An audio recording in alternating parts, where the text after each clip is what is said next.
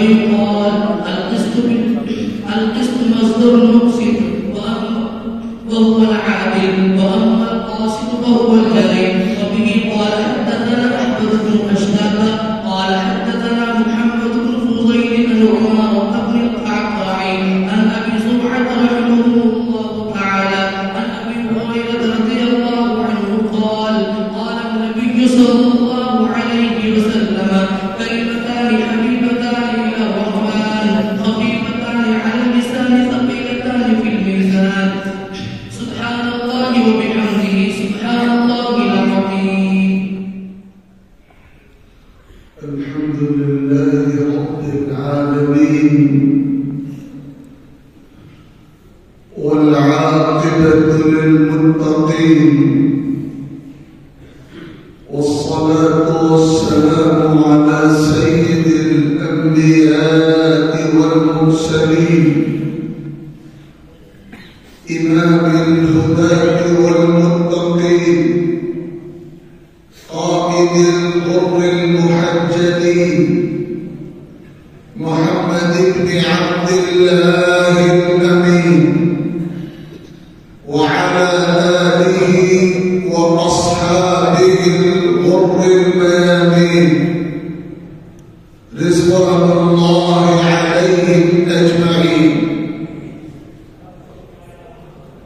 أما بعد، فعن عبد الله بن عمرو بن العاص رضي الله تعالى عنهما قال النبي صلى الله عليه وسلم: الراحمون يرحمهم الرحمن تبارك وتعالى، ارحموا من في الأرض يرحمكم من في السماء. وبالسند المتصل منا إلى الإمام الهمام الحافظ الحجة أمير المؤمنين في الحديث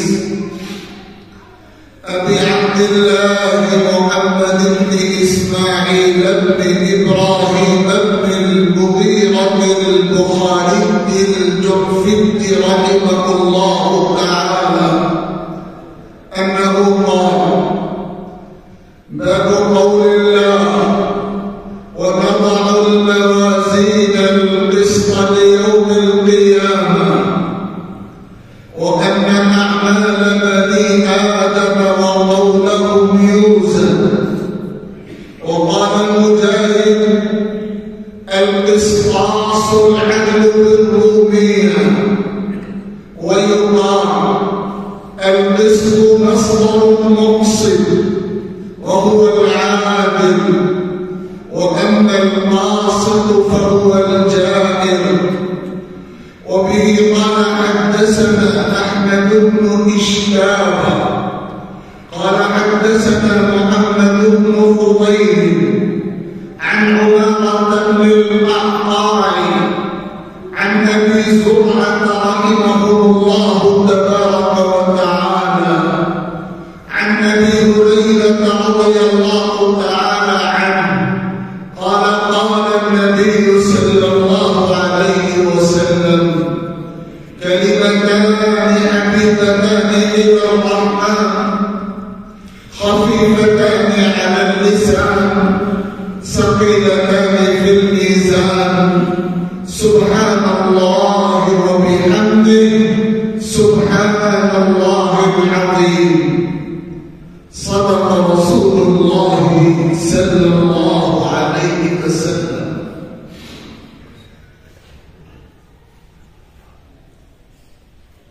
स्टेज पर तशरीफ फरमा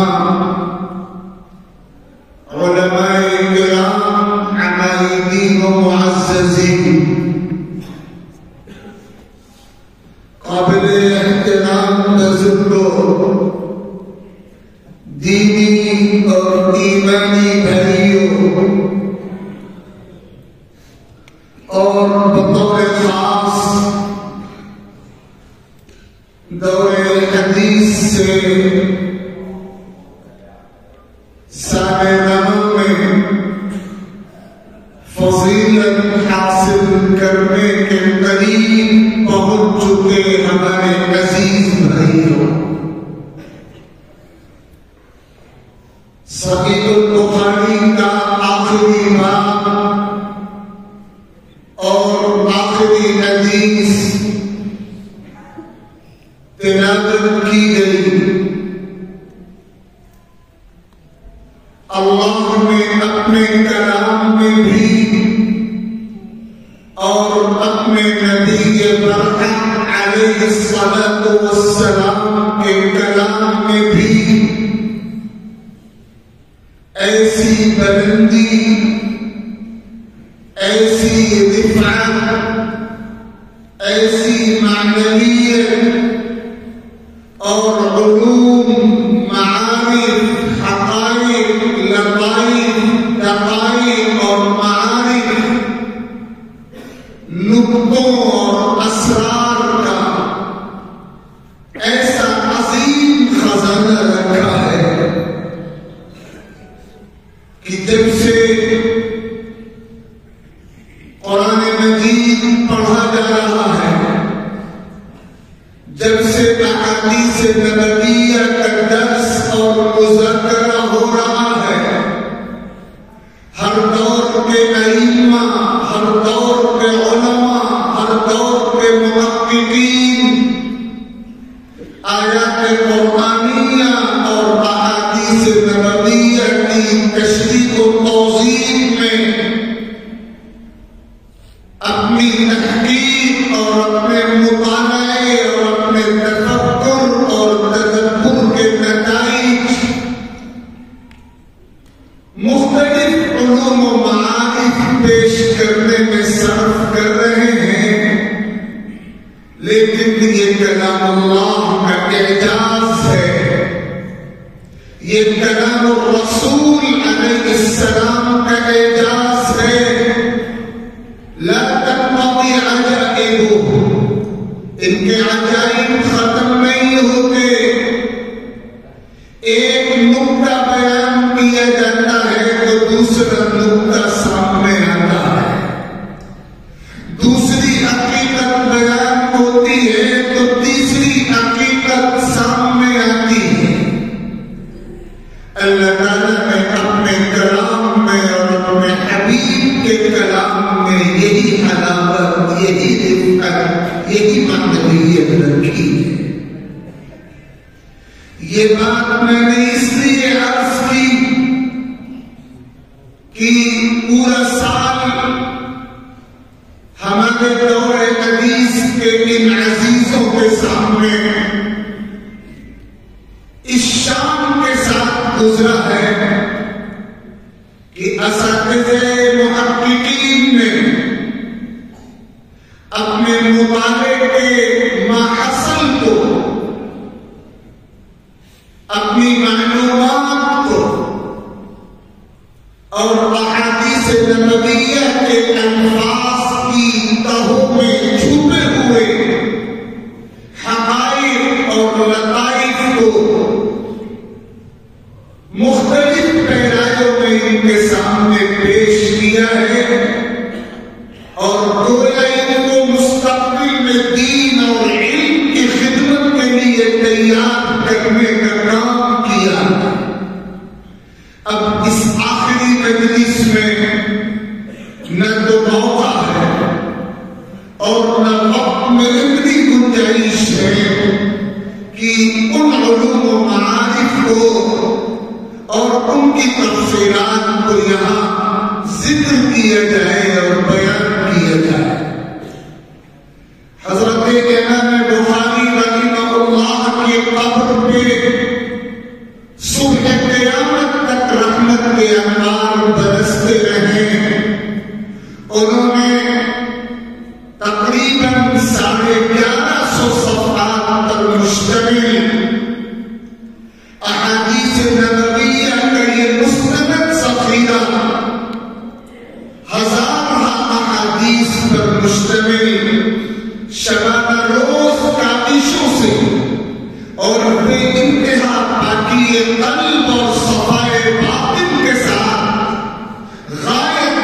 اہتمام کے ساتھ مرتب کیا اور ان کی محنت کا، ان کے صفائے باطن کا، ان کے اندرون کے مزکا، محلہ، مجلہ، مقدس، منور ہونے کا یہ اثر رہا کہ اللہ تعالیٰ نے ان کی کتاب کو ایسا حسن قبول عطا فرمایا اور ایسا قبول عام بخشا کہ دینی علوم کی کوئی سند اور کوئی سلسلہ صحیح البخاری کے بغیر مکمل بھی نہیں ہوتا، مستند اور معتبر بھی نہیں ہوتا۔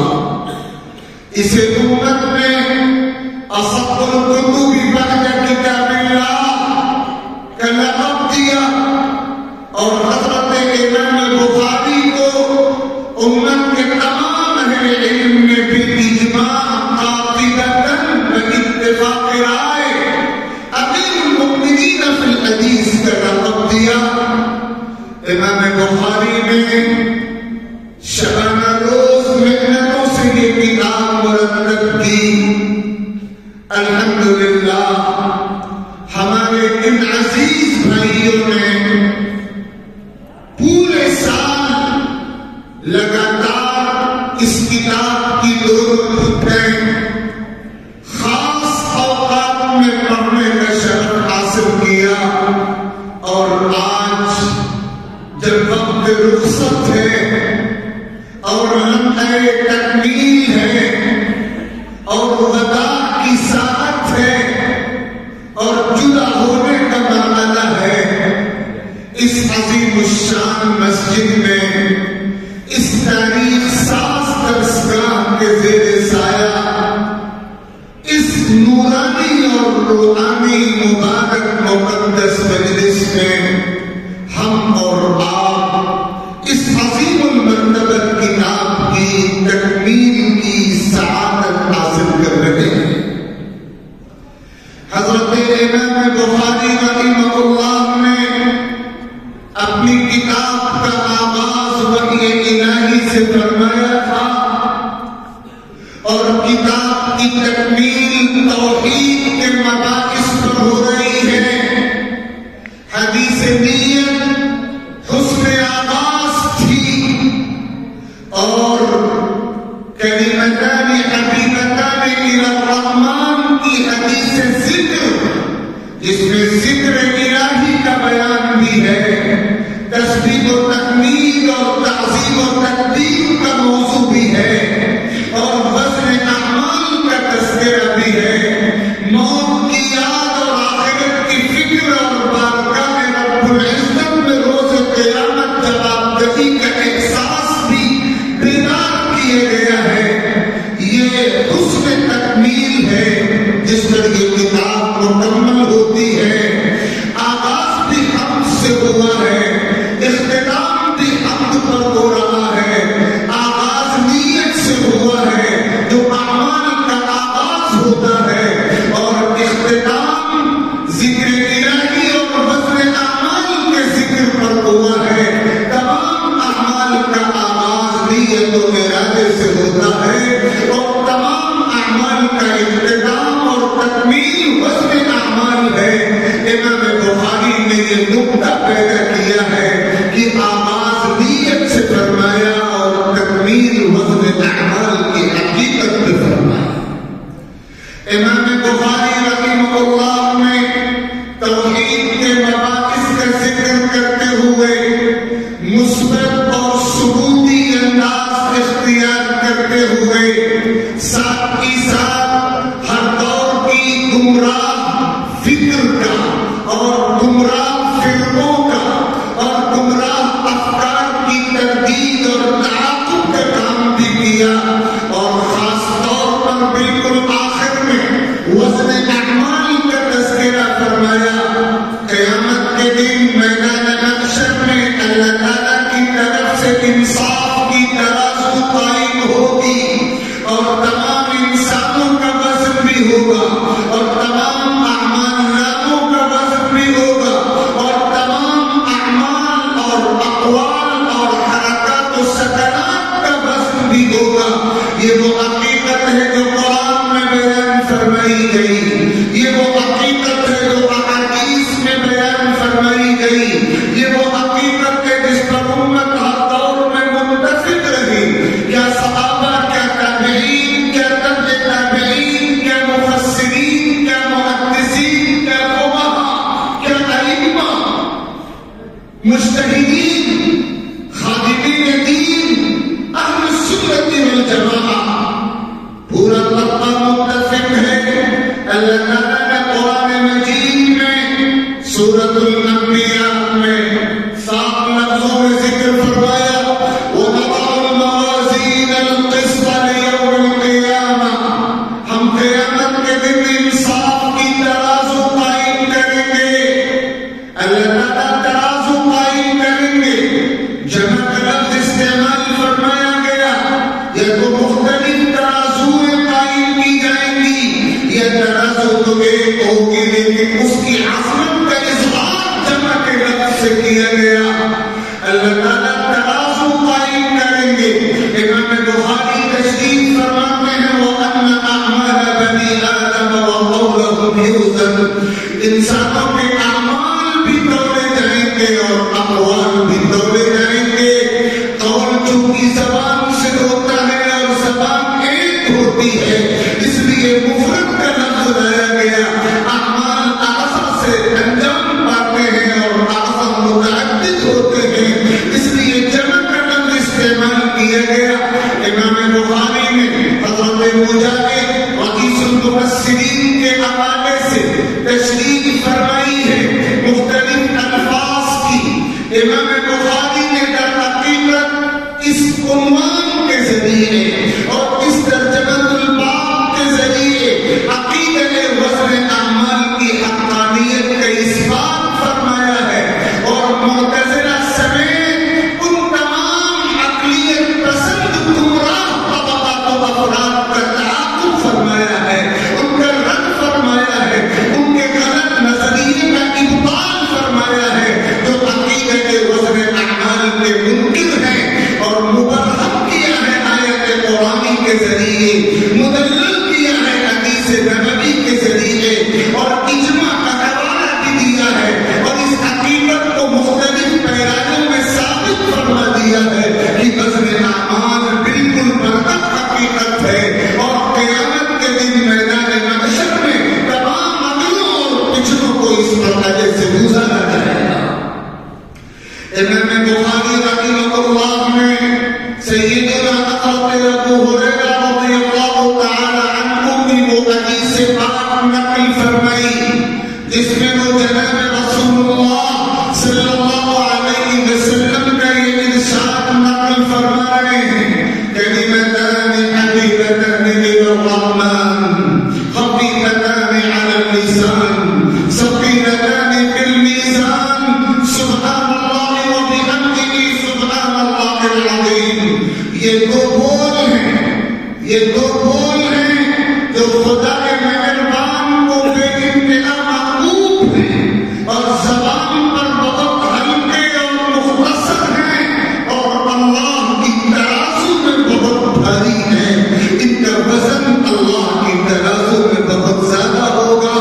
پہلا کلمہ ہے سبحان اللہ وبحمدہ، اللہ کی تسبیح و حمد کا کلمہ، اور دوسرا کلمہ ہے سبحان اللہ العظیم، اللہ تعالیٰ کی تسبیح اور تعظیم کا کلمہ. جناب رسول اللہ صلی اللہ علیہ وسلم نے ان دونوں کلمات کے، ان دونوں بولوں کے 3 اوصاف، 3 امتیازات، 3 خصوصیات یہاں بیان فرمائی.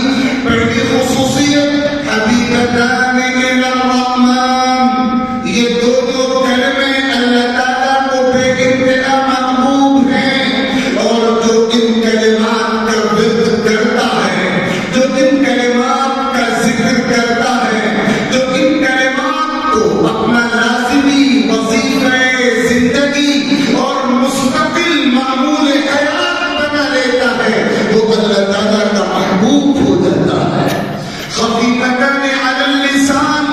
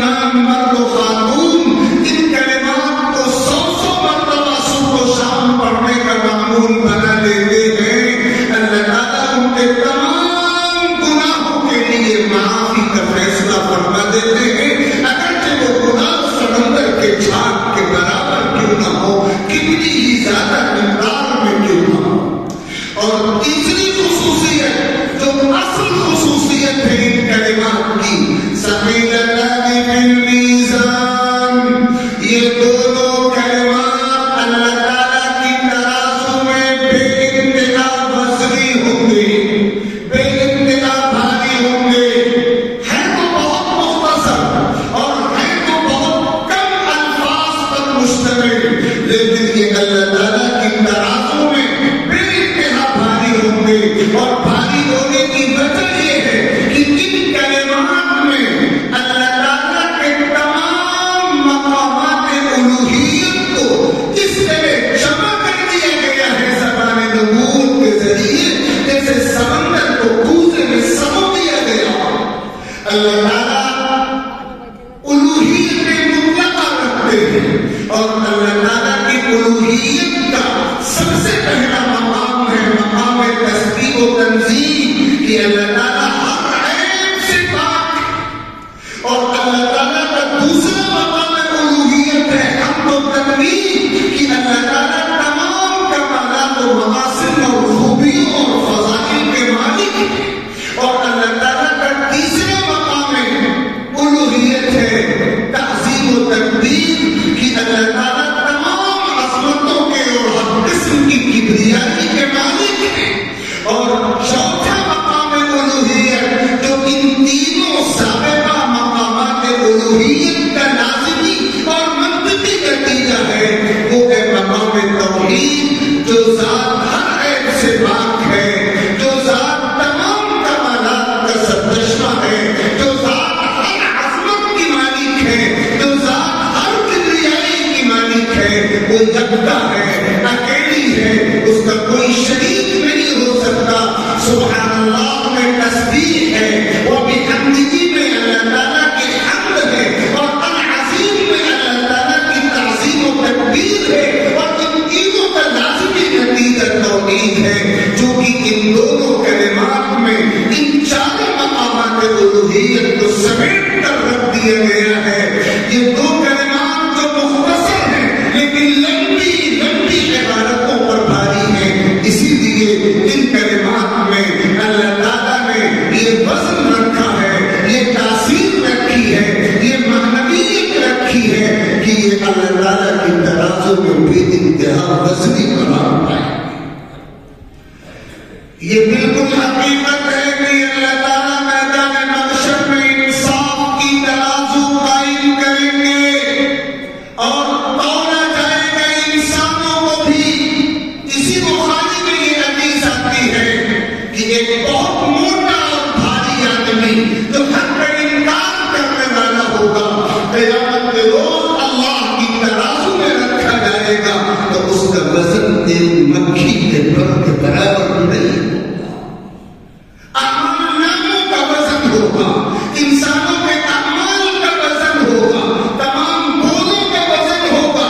کوئی چیز ایسی نہیں ہے جو اللہ تعالیٰ کے ریکارڈ سے باہر ہو.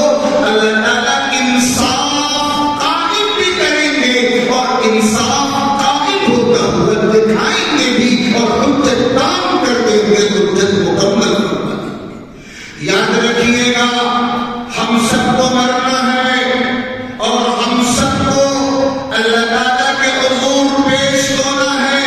ہمارے اعمال و اقوال کا، حرکات و سکنات کا، ہمارے وجود و صحافت کا، ہمارے اعمال کے رجسٹر کا اللہ کے دربار میں کل وزن ہونا ہے. اللہ تعالیٰ کی ترازو میں وزن اعمال کی گنتی سے نہیں پیدا ہوگا. اعمال میں وزن ایمان سے پیدا ہوتا ہے، اعمال میں وزن اخلاص سے پیدا ہوتا ہے، اعمال میں وزن اتباع سنت سے پیدا ہوتا ہے. جو ایمان سے معلوم ہے، قرآن کہتا لا نقیم لهم یوم القیامت وزنا، ہم قیامت کے دن ان کا ذرا بھی وزن نہیں قائم کریں گے. اعمال میں وزن پیدا ہونے کی پہلی شرط ایمان ہے. اعمال میں وزن پیدا ہونے کی دوسری شرط اخلاص ہے. اخلاص نہ ہو، ریا ہو، دکھاوا ہو، دوسرے مقاصد ہو، اعمال کتنے ہی زیادہ کیوں نہ ہو، اللہ کے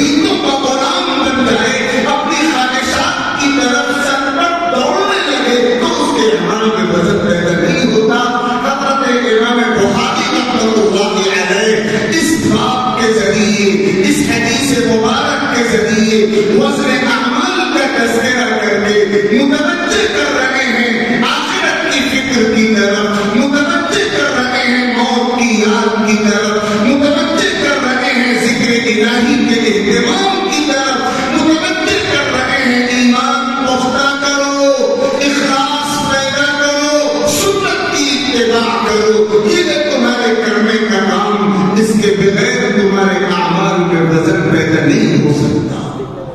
میں آج کی اس مجلس سے فائدہ اٹھاتے ہوئے اس باب اور اس حدیث کے تعلق سے اس مختصر گفتگو کے بعد بڑے ادب کے ساتھ جملہ حاضرین کی خدمت میں اور خاص طور پر اپنے ان عزیز فضلہ کی خدمت میں یہ بات عرض کرنا چاہتا ہوں، اور جو بات میں بار بار کہتا ہوں اور دوبارہ پوری قوت سے آپ کے سامنے دہرا رہا ہوں، اگرچہ جھوٹ اور ناانصافی کی طاقتیں بہت سرگرم ہیں، لیکن یاد رکھیے گا سچائی اور انصاف کی صبح طلوع ہو کر رہے گی، سچائی کا سورج نکل کے رہے گا، انصاف کی صبح نمودار ہو کر رہے گی، بس ہمیں اپنے مشن کے ساتھ وفادار رہنا ہے۔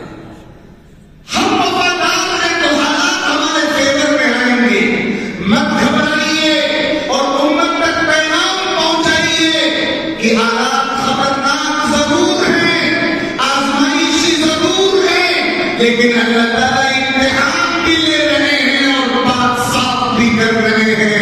ہم اگر لگے رہیں گے اپنے کام میں، وفادار رہیں گے اپنے مشن کے ساتھ، جب الحق وزهق الباطل ان الباطل كان زهوقا، حق غالب آئے گا، باطل مٹے گا، باطل کا مقدر اللہ نے مٹنا ہی دیا۔ میں آپ سب حاضرین کے سامنے اپنے بچپن فضلہ کو یہ پیغام دے رہا ہوں، اور یہ پیغام آپ کے لیے بھی ہے، میرے لیے بھی ہے، بطور خاص ان فضلہ کے لیے ہے۔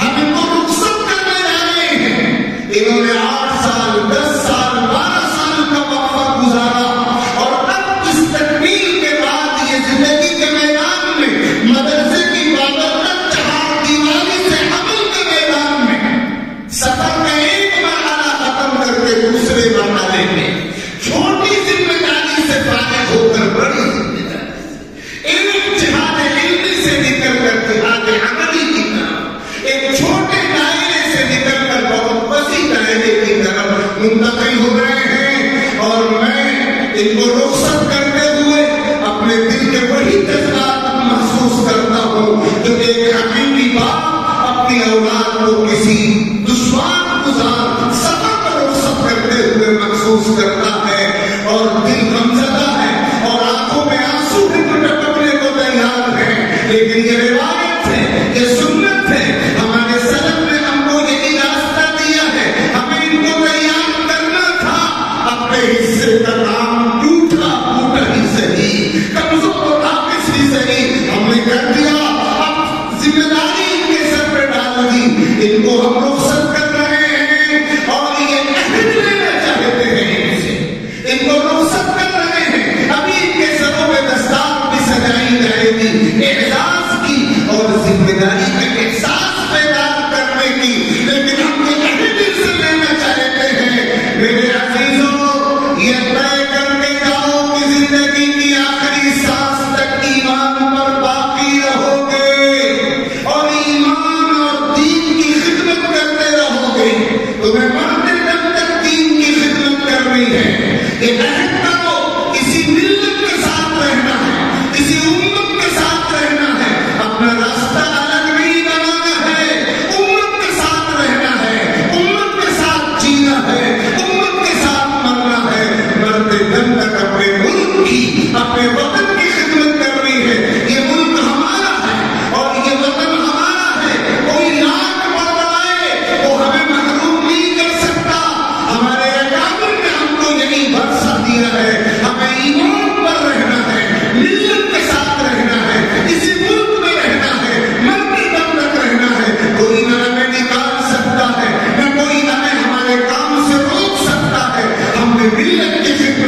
کی ہے، وطن کی خدمت بھی کی ہے، ہم زندگی کی آخری سانس تک یہ خدمت کرتے رہیں گے.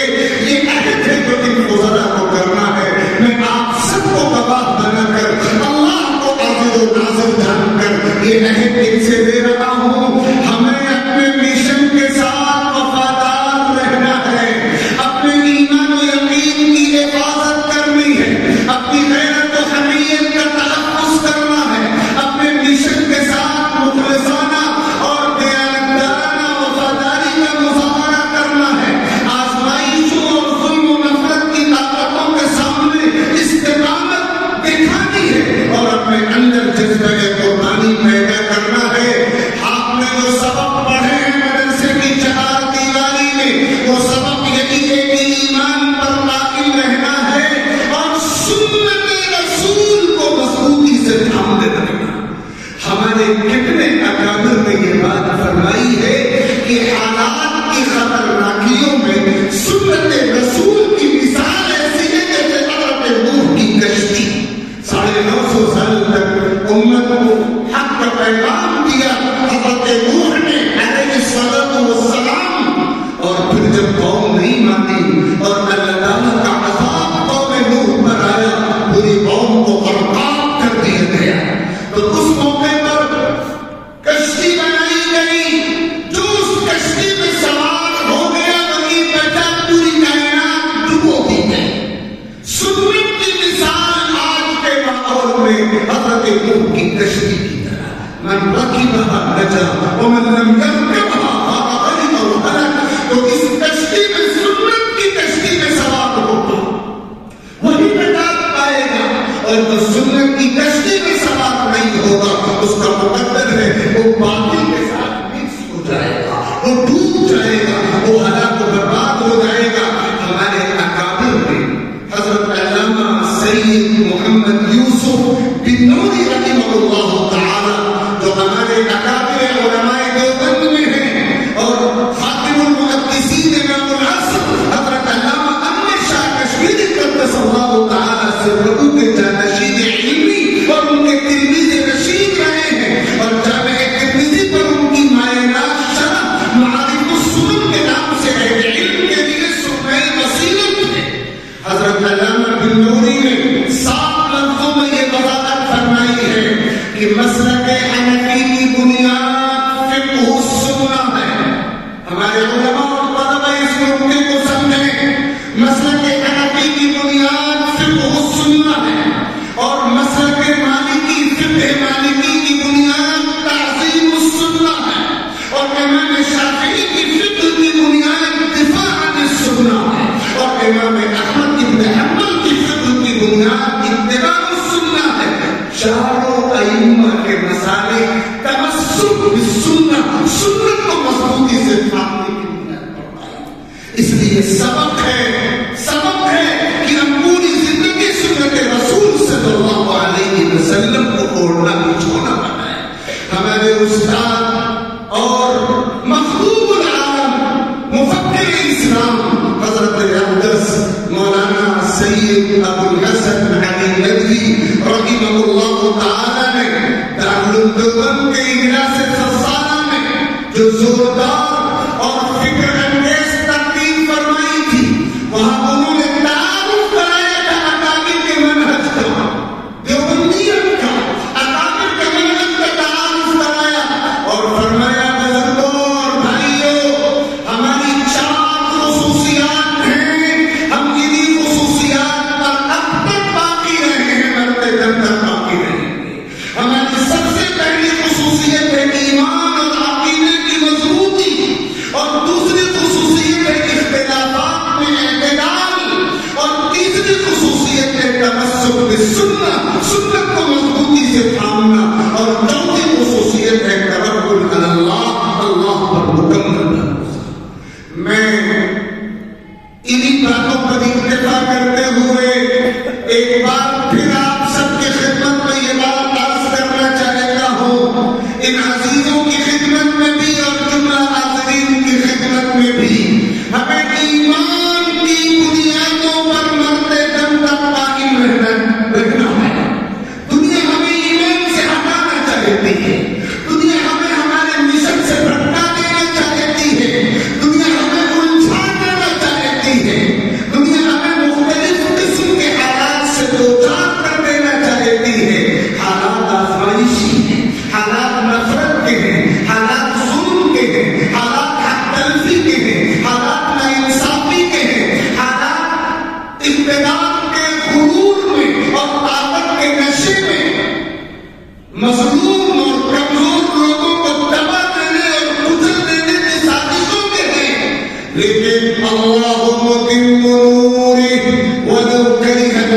يعملون. اللہ تعالیٰ اپنے نور کو مکمل کرتے رہیں گے. آسمان ہوگا صحت کے نور سے آئینہ پوش اور ظلمت رات کی سیما میں پا ہو جائے گی. شب گریزہ ہوگی آخر دل بنے خورشید سے یہ چمن معمور ہوگا نغمے توحید سے. ہمیں اس کا یقین رکھنا ہے اور اسی یقین پر مرتے دم تک ہمیں قائم رہنا ہے. میں بڑے ادب کے ساتھ اپنے بھائیوں کی خدمت میں آخر میں کہتا ہوں ہمیں جائزہ لینا ہے کہ ہم میں کتنی کمزوری ہے. ہم مسلمان ہیں, ہمیں دعویٰ ہے, ہم غلام مصطفیٰ ہیں, ہمیں دعویٰ ہے. فخر یہ ہے کہ تیری ذات سے نسبت ہے. ہمیں فخر یہ ہے کہ تیری ذات سے نسبت ہے. ہمیں شرم آتی ہے یہ کہتے ہوئے ہم تیرے کیا ہم حضور کو منہ دکھانے کے قابل ہیں؟ ہم نے سنتوں کا مذاق اڑا رکھا. ہمارا ظاہر بھی سنت کے مطابق ہے, ہمارے دل کی دنیا بھی سنت سے دور ہے. ہم نے حضور کے مشن کو چھوڑ دیا ہے. تو اگر کہ ہم زبان سے دعویٰ کریں کہ ہم مصطفی ہیں, ہم محمدی ہیں, ہم رسول اللہ کے غلام ہیں, فخر یہ ہے کہ تیری ذات سے نسبت ہے. ہمیں شرم آتی ہے یہ کہتے ہوئے ہم تیرے ہیں. ہمیں سچا غلام بننا ہے نبی کا. میں نے اپنے عزیز ساتھیوں کی خدمت میں پہلے بھی یہ بات کہی ہے.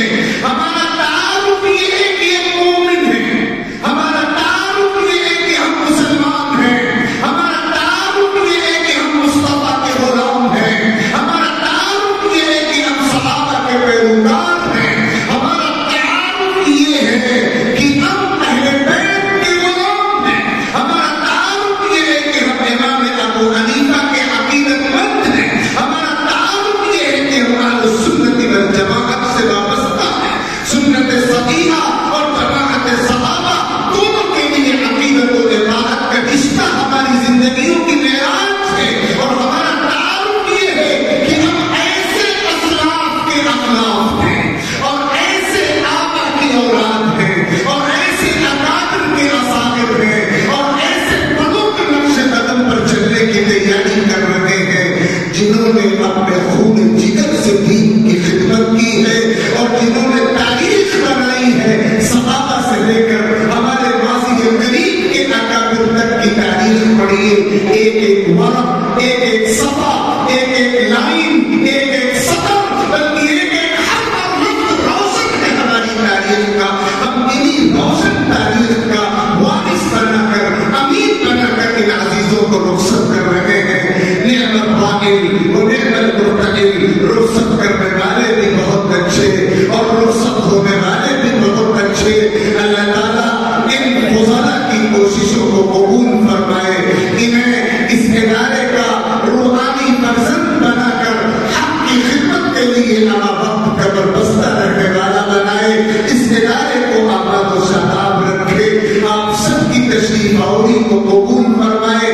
ہمارے مہمان تو اکابر علماء کرام جو ہماری حقیق دعوت میں سفر کی صحبتوں کو برداشت کرتے ہوئے یہاں تشریف لائے ہیں, اللہ تعالیٰ ان مہمانوں کی تشریف آوری کو قبول فرمائے. آمین. وآخر دعوانا ان الحمد للہ رب العالمین وصلی اللہ علی النبی الکریم محمد وآلہ وصحبہ اجمعین.